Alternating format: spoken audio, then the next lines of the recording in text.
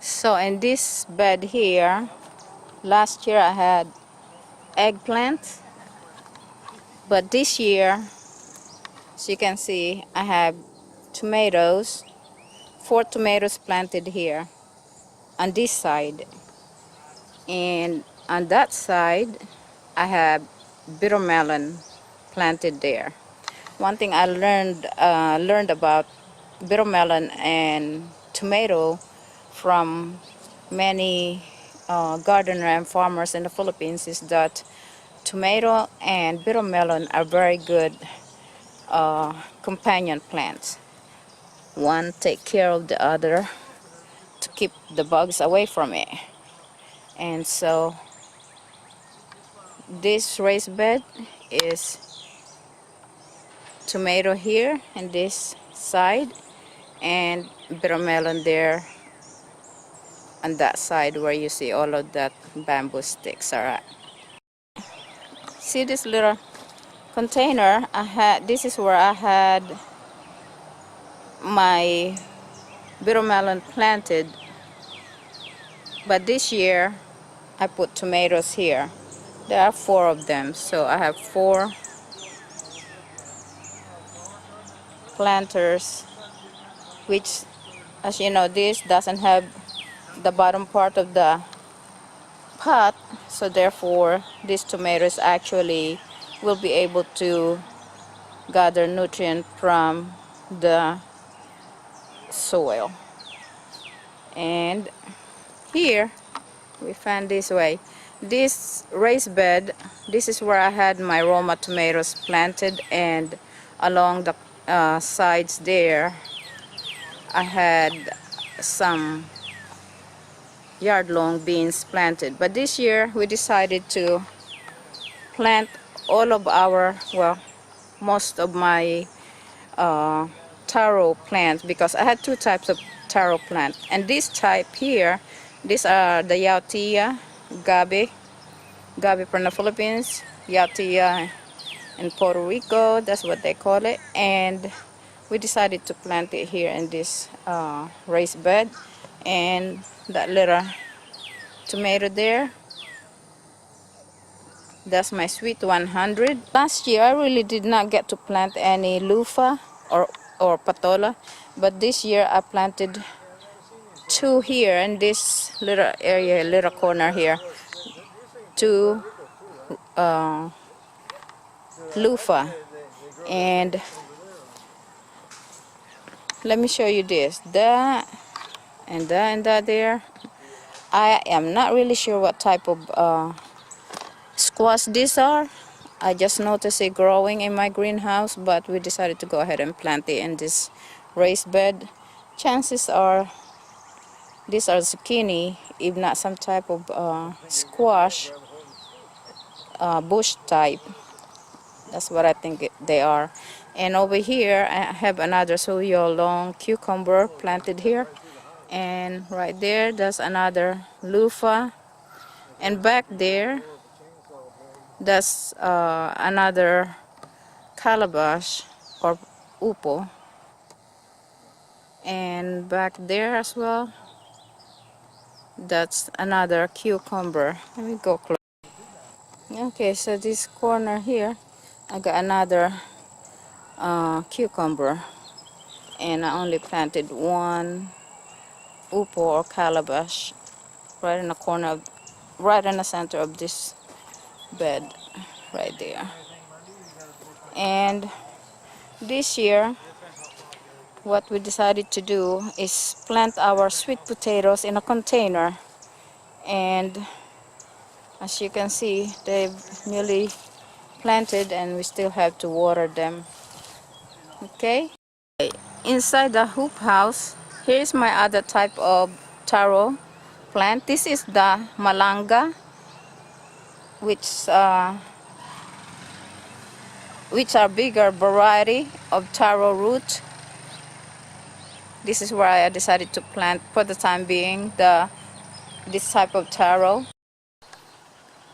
Well, one good thing about blueberry it can handle the cold here. So as you can see, they actually have fruits. That's one blueberry plant, and here's another blueberry plant that I planted last year. As you can see, these are the berries, goji berries. Two on this end here, and back there are blueberries. So let's see what else is going on in my garden this year. So as you can see, you probably would notice that the plant is still feeling the stress of the heat, because we planted this the other day and it was on the 70s, and we were planting like midday at the peak of the heat, and the plant did felt that change of temperature. As you can see,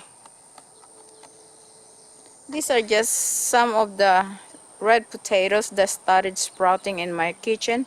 So after we harvested the yam in this bed, we decided to just stick them in here, and as you can see, they're growing. Yes, we planted our yams here last year and have well over 115 pounds harvested right on this bed alone. If we turn out with a good harvest like we did last year, I'll be more careful in weighing them. I did not even weigh the second harvest, which is from the greenhouse, which I believe no less than 30 to 40 pounds of yams from the greenhouse. And right in this bed alone, we were able to harvest well over 115 pounds of yam. And as you can see, what I did this year that's slightly different is that I made sure that in this side of the bed I planted all of my purple yam. As you can see there, these are all my purple yam planted here. And at the back of this bed against the fence, we decided to plant the okra so that harvesting the okra will not be too difficult, because it will grow tall enough above the fence. Last year I planted poblano pepper in this corner here, and it was such a beautiful plant that came out of this corner. Very prolific. I mean, it was loaded with poblano peppers, and so I decided to try this is Ichabod eggplant, the long one, and I decided to plant it in that corner. And the rest of them, which you probably can't see yet, some of them has not picked through the soil yet. One thing I learned is that purple yam tends to sprout a lot faster than the white yam, because here, that's a white yam right there. As you can see, it's just starting to sprout. The rest of them has sprouted, but when we transplant them in there, we decided to cover it. But it's not, none of them are showing yet, except for that one that I just put on a video. But this side of the bed, this will all be white yam right here. And my husband is planning to build a trellis on this side as well for the yam to climb on. So okay, one thing you probably might notice is that why am I planting the same the yam in the same bed? We shouldn't be using the same area to prevent disease.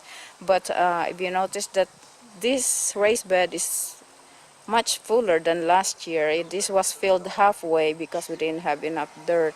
But my husband decided to fill this up with lots of good soil, lots of compost, and I really don't think it's gonna matter much that is planted in the same area. So this bed is good to go.